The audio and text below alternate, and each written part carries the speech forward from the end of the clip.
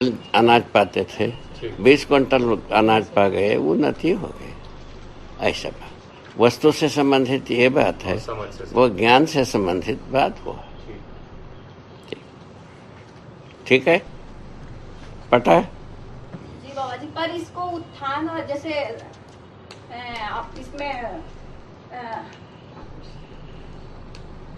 गुरु मूल्यन की ओर गति, उसमें आप है कि उत्थान के लिए बोले कि गुरु मूल्यन की ओर गति, तो उसमें वो जागृति से संबंधित जाती है वो चीज। क्या गुरु मूल्यन और समाधान की जो गति है उसको उत्थान के रूप में दिया है। हाँ, क्या कहते गुरु मूल्यन की ओर गति को आपने उत्थान कहा है। हाँ। गुरु मूल्यन गुणात्मक परिवर्तन में उत्थान पतन की बात आती है। गुणात्मक परिवर्तन में उत्थान पतन की बात आता है। मात्रात्मक परिवर्तन में वो जिसके उन्नति की बात आती है, उन्नति अवनति की बात आती है। ठीक है, मात्रात्मक परिवर्तन में उन्नति अवनति बात आती है। उनका शायद प्रश्न इसलिए था बाबा कि पुस्तक में एक जगह लिखा है, उन्नति की परिभाषा दी हुई है कि गुरु मूल्यन की ओर अथवा समाधान की ओर प्रगति बोलो भी उन्नति है। हाँ, ठीक है ना। माने सभी बात समाधान के साथ तो जुड़ना ही है। ठीक है, ये समाधान समृद्धि दो बात की है। समृद्धि को हम सदुपयोग करने पर, समृद्धि का मतलब निकलते है अपव्यय करने पर समृद्धि होती ही नहीं। ठीक है ना, तो समाधान समृद्धि से संबंधित बात कहा उन्नति के बारे में। ठीक है, ठीक तो लिखा है। ठीक,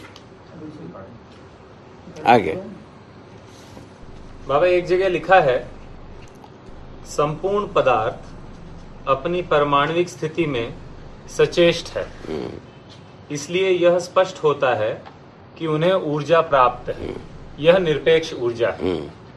ठीक, इसमें क्या कहना है? तर्क रूप में यदि ये कोई पूछे कि ये जो ऊर्जा है ये उस इकाई का ही कोई गुण क्यों नहीं है, उसको पता लगाना पड़ेगा ना भाई जी।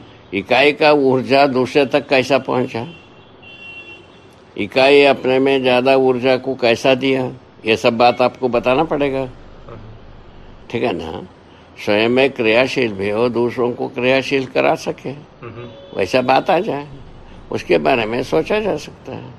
अभी ऐसा कुछ नहीं दिख रहा है। हम जितने भी हम ऊर्जा प्राप्त करते हैं उससे ज़्यादा वस्तु को हम बर्बाद करने के बाद ही थोड़ा ऊर्जा प्राप्त करते हैं, सापेक्ष ऊर्जा को। हम जितना गरम करते हैं पानी को, पानी से कोई यंत्र चलाते हैं बाष्प से, तो जितना हम कोयला जलाते हैं, कोयले का जो ऊष्मा है, कोयले का टोटल ऊष्मा, और उसको यदि ऊर्जा में परिवर्तित करने से जितना ऊर्जा मिलना चाहिए उससे कम मिलता है। तो क्या इसका मतलब इसका मतलब यह हुआ, ये स्वभौतिक वस्तुएं कोई भी चीज अपने से अधिक ऊर्जान्वित होकर दूसरे को दे नहीं पाते हैं। ये बात समझ में आता है, ये गवाही है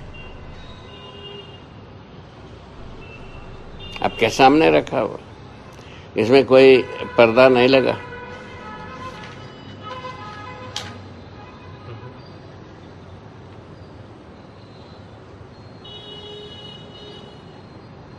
उससे क्या कल्याण होगा, मान लिए ऐसे, उससे क्या कल्याण करना चाहते हो? नहीं, कल्याण नहीं करना चाहता हूँ। हाँ, तो इससे मतलब क्या होगा? कोई उद्देश्य के बिना कुछ होगा? और उस कुछ भी बोलना बनता है फिर। उद्देश्य के बिना यदि बात करने के लिए इजाजत है, अपन कुछ भी बोल सकते हैं। नहीं, उद्देश्य के बिना की बात नहीं हरि बाबा। एक चीज को हमने निरपेक्ष ऊर्जा कहा है। ठीक है, मेरे सापेक्ष कहना है। कई के लिए वो पहले बताओ ना भाई। निरपेक्ष ऊर्जा इसीलिए बता पेरनियल स्रोत।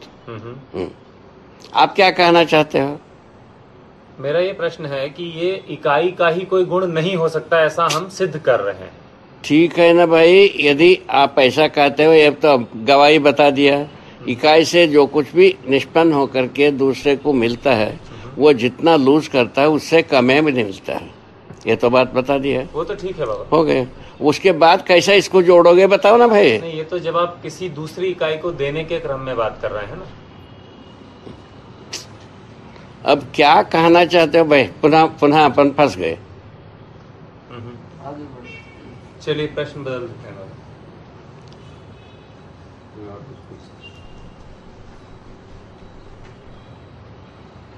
माने अभी जितने भी बात कह रहे हैं तो मनुष्य में आकर के वस्तु में हो करके जितना वो वस्तु है उससे ज्यादा ताकत है। वो कहाँ से आया उसको बताए। ये ज्यादा ताकत किस रूप में कह रहे हैं बाबा? वो कितने भी यूज करता है उतना रहता है। ठीक है, वो बात ठीक है। ठीक है। जैसा एक परमाणु कितने भी हजार वर्ष घूमा उससे जो जितना फटीक होना था वो ना हो करके वो यथावत रहता है। इसीलिए बताया पेरनेल स्रोत है। इतनी ही बात। ये कई को बताया। हम संसार को व्यवस्था के रूप में देखा। व्यवस्था के रूप में इसको व्यक्त करना जरूर माना कि भौतिकवादी के अनुसार अव्यवस्था को शुरू किया। तो ये वाला ने इसको माइकता को बताया। इन दोनों से तो कोई व्यवस्था बनने वाला नहीं है। वो तो ठीक है बाबा। और हम व्यवस्था के रूप में अस्तित्व को देखा, उसको हम प्रकट किया है। इसमें तकलीफ हो तो बताओ। नहीं, तकलीफ की बात नहीं बाबा। और क्या कर रहे हैं अपन अभी? तकलीफ नहीं हो तो बाबा मूल चेष्टा क्या है उसे परिभाषित। मूल चेष्टा जो है ना क्रियाशीलता, ऊर्जा संपन्नता का फलन में क्रियाशीलता लिखा है, उस पर ध्यान देने की जरूरत। ये मूल चेष्टा है। क्या क्रियाशीलता है श्रम गति परिणाम के रूप में व्याख्यायित। और श्रम का विश्राम, गति का गंतव्य, उस परिणाम का अमरत्व जो है ना विकास और जागृति का मतलब। इतना तो कुल मिलाकर के मीनिंग ये है अस्तित्व का। अस्तित्व में जो कुछ भी क्रिया का मीनिंग है इतना ही। उसको अध्ययन करना है, जीना है, वहां पहुंचना है कि जीने की जगह में उसको तय करिए। नहीं पहुंचना है, अभी जो कर रहे हैं वो ठीक है। जीना है तो इसको अध्ययन करना पड़ेगा। इतना ही बात। बाबा ये हर इकाई में होती है मूल चेष्टा कि सिर्फ परमाणु में? हाँ, परमाणु में। परमाणु ही है। तीनों क्रियाकलाप का मूल में लिखा है। माने जीवन क्रिया के मूल में भी परमाणु है, भौतिक क्रिया के मूल में भी परमाणु है, रासायनिक क्रिया के मूल में भी परमाणु है। तीन प्रजाति की क्रिया है अस्तित्व में। चौथे प्रजाति की कोई अस्तित्व में क्रिया नहीं है। भौतिक क्रिया, रासायनिक क्रिया, जीवन क्रिया, तीन ही क्रिया है। तीनों के मूल में परमाणु ही है। बताओ भला। तो जो धरती की गति है बाबा, उसको मूल चेष्टा नहीं कहेंगे, या कहेंगे इन सभी परमाणुओं की सम्मिलित मूल चेष्टा है? क्या कहेंगे? धरती का मूल चेष्टा का हो तो भी बुरा नहीं है, सम्मिलित चेष्टा का हो गया तो भी कोई तकलीफ नहीं। क्या तकलीफ है? नहीं, जो प्रश्न था कि केवल परमाणु में है या किसी भी इकाई में? बता तो दे। परमाणु ही सम्मिलित रूप में कार्य करता है ना रे। ठीक है। कई के लिए बोखा हो जाता है। ठीक।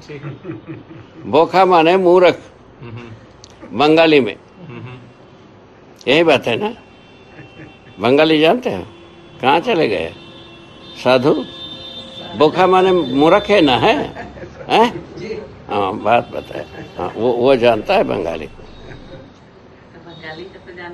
ये कई को अपन कई किए जा रहे हैं। उस मूर्खता का भी कोई मीनिंग बताया जाए, उसी को फॉलो किया जाए। क्या तकलीफ? हमको कोई तकलीफ नहीं। हाँ, पहले हमें पूछ लेंगे कि भाई व्यवस्था में जीना है, अव्यवस्था में जीना है। अव्यवस्था में जीना है, अभी जो कर रहे हैं वो ठीक है। व्यवस्था में जीना है, ये प्रस्ताव खत्म। बाबा एक प्रश्न था, विकिरण, रश्मि और प्रकाश तक समझना था। क्या कहते हैं? विकिरण, रश्मि और प्रकाश। रश्मि और प्रकाश में क्या अंतर? ये आप कहते हैं। विकिरण, रश्मि। विकिरण रश्मि। विकिरण एक अलग चीज है, रश्मि अलग चीज। रश्मि किसी प्रतिबिंबन का अनुबिंब प्रतिबिंब है, अनुबिंब प्रत्यनुबिंब है। विकिरण जो है ना, प्रभाव है। प्रभाव क्या है? ये जो भौतिक वस्तुएं हैं, अपने एक गुणात्मक परिवर्तन में, मात्रात्मक परिवर्तन में इसके विकिरणीयता की आवश्यकता, वो प्रभाव डाला ही रहता है। इसको ब्रह्मांडीय किरण नाम है। इसको लगाना नहीं पड़ता है, लगता ही है, लगा ही रहता है। अभी धरती के वायुमंडल के परस्परता में जो दबाव बना के रखता है, उसमें विकिरणीयता एक बहुत बड़ी भारी प्रशंसनीय कार्य है। ठीक है। और उसके बाद ये जो धरती में जो एक ध्रुव से दूसरे ध्रुव के लिए एक चुंबकीय धारा रहती है, उसको निरंतर संतुलित बनाए रखने में विकिरणीयता एक अद्भुत काम है। सुन रहे हो इसको? ब्रह्मांडीय किरण, ये जो दक्षिणी ध्रुव उत्तरी ध्रुव के बीच में जो मैग्नेटिक पोल है, उसको बिल्कुल बरकरार बनाए, संतुलित बनाए रखने में ये ब्रह्मांडीय किरण अद्भुत काम है। तीसरा, योगिक क्रिया के समय में वो ब्रह्मांडीय किरण अद्भुत काम करता है। इस ढंग से बहुत सारे जगह में ब्रह्मांडीय किरणों का अपना काम है, उसका नाम है विकिरण। ठीक है। और रश्मि, और क्या होता है उसके बाद? प्रकाश रश्मि, किरण रश्मि। हाँ, किरण प्रकाश, किरण रश्मि प्रकाश। ये क्या है पूछा जाए? इसमें क्या है? इसमें हर प्रतिबिंब प्रतिबिंबित रहता है। पहला सिद्धांत, सभी ओर प्रतिबिंबित रहता है, अनंत कोणों में प्रतिबिंबित रहता है। ठीक है ना? हर प्रतिबिंब किसी न किसी अपारदर्शी वस्तु के ऊपर रहता है। हर प्रतिबिंब किसी अपारदर्शी वस्तु के ऊपर ही रुकता है। ठीक है ना?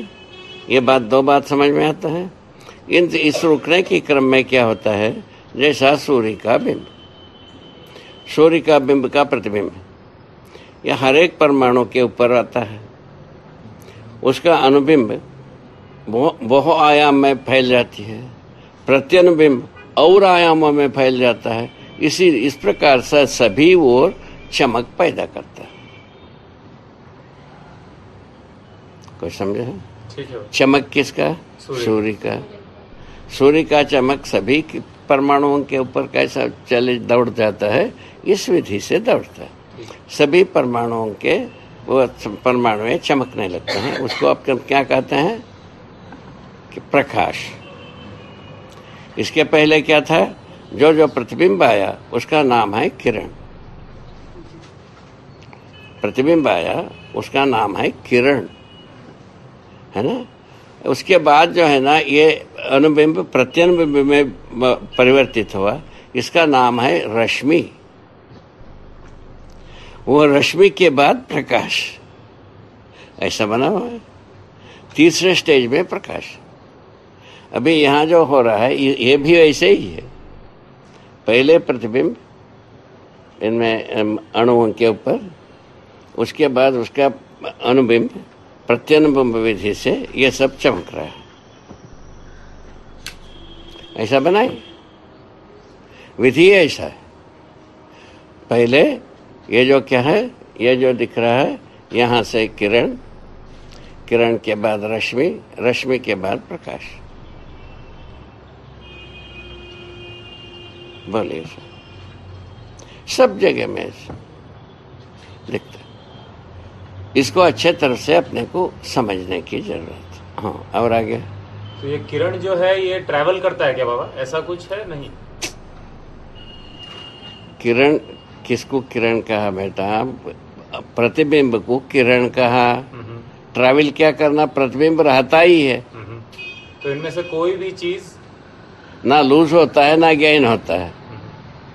हमारा प्रतिबिंब आपको देखने को मिलता है, इससे मुझसे कोई चीज टूट करके कोई लॉस होता हो या कोई गेन होता हो, दोनों नहीं होता है। अभी वो लॉस एंड गेन के लिए जा करके सबका गला कट गए, प्रकाश में गति बता करके सबका गला को काट के रखा है। कोई आदमी ठीक से सोच नहीं पावे, वहां पहुंचा दिया। ठीक है, एक तो दवाई पिला करके पागल बनाते हैं, एक जो है ना पढ़ा करके पागल बनाते हैं। आदमी को टोटल 700 करोड़ आदमी को पढ़ा करके पागल बना दिया। उसके बाद क्या किया जाए? ये कहते हैं प्रकाश में गति होता है। प्रकाश जो है ना प्रतिबिंब है भैया, हर वस्तु प्रकाशमान है, इसमें काय के लिए गति? गति होता है तो लेन देन होता ही है। अब उसके बाद कहा दूसरा नाम तरंग होता है। तरंग क्या होता है? वस्तु है या अवस्तु है, आज तक तय नहीं कर पाए। उसके बाद क्या बात, कितना बात करना शेष है? आज दिन तक तरंग अपने में वस्तु है अवस्तु, अवस्तु है तो क्या, उसका उत्तर है ही नहीं है, अवस्तु को पहचाना ही नहीं गया। ठीक है ना, वस्तु जहां है वहां स्पेस कर्व होता है लिखा ना, क्या लिखा रहे हैं उसका? आइंस्टाइन ने ऐसा लिखा। हाँ, ऐसा लिखा है। और लिख करके लिखा वो जहाँ पानी में पत्थर डालते हैं, जहाँ पत्थर वहाँ पानी नहीं है, जहाँ मट्टी वो कहाँ, वो उसको क्या बताते हो पूछा तो चुप हो गए। इतनी ही बात, आगे चलो। पत्थर जहाँ है वहाँ पानी नहीं है तो पता लगता है, मट्टी जहाँ है वहाँ पूछा तो चुप हो गया। इतनी ही बात। रुई जहाँ है वहाँ क्या है? वहाँ पानी हट गया नहीं, उसके बीच में है ऐसा बताते हैं। बात वैसे कुछ सोचने की मुद्दा है। अब इन सब से रुई पानी में भीगने से जैसा होता है, मट्टी भीगने से जैसा होता है, उससे ज़्यादा पैनीपन से व्यापक वस्तु में सभी वस्तु भीगे हैं। मट्टी भी भीगा है, पत्थर भी भीगा है, मणि भी भीगा है, धातु भी भीगा है। ऐसा अपन प्रेजेंट किए। कई के लिए प्रेजेंट किए हैं तो हमने देखा है, नंबर 1। दूसरे व्यवस्था में है। 2, व्यवस्था को बताने के लिए इसके अलावा कोई रास्ता नहीं। बात इतनी। चलो आगे। भार से बाबा, भार आकर्षण से, आकर्षण परस्परता से, परस्परता लघुता। भार आकर्षण से, पहले उसको हजम करो। भार क्या है पूछा है ना। एक वस्तु बड़ा हो, एक वस्तु छोटा हो। ठीक है, बड़े वस्तु के अपेक्षा में छोटे वस्तु का भार समझ में आता है। पहले इसको समझो। क्या समझो? बड़े वस्तु के अपेक्षा में छोटे वस्तु का भार समझ में आता है। कैसा आता है पूछा? तराजू में रखने से आता है। बोले तराजू में रखने से ये एक वस्तु रखने से तो वो झुक जाता है, वो भार समझ, इसका नाम भार दिया। ठीक है ना। उसके बराबर कितने की बराबर में होगा उसको सोचने के लिए पहले गिनते थे। 1 चावल का दाना, 2 चावल का दाना, 10 चावल का दाना, 1 गुंजा का दाना, राई का दाना, ऐसा सबका बताते रहे। उसके बदले में अपन क्या कर दिए है, 1 ग्राम है, 1 औंस है, 2 औंस है, इस प्रकार से शुरू किए। उसके बाद 1 ग्राम है, 2 ग्राम है, ऐसा शुरू किए। 1 तोला है, 2 तोला है, ऐसा शुरू किए। कई प्रकार से शुरू करके कई प्रकार से अभी कर ही रहे हैं। ठीक है, किंतु गिन लेते हैं इतना भार है, उसको अपन स्वीकारते हैं। ठीक है ना, भार को ऐसा स्वीकारते हैं। ये भार कहाँ से आ गए? बड़े वस्तु के साथ जो आकर्षण बल लगती है वो भार के रूप में गणनीय होता है। चुंबकीय बल रहता है तो आकर्षण बल रहता है। ठीक है, तो इसमें इनको पढ़ाए हैं रेती में ये जो विद्युत धारा, विद्युत ग्राहिता नहीं है, ये पढ़ाए, इनको पढ़ाए हैं। तो विद्युत ग्राहिता जिसमें नहीं है उसमें भार होना नहीं चाहिए, ऐसा होता भी है।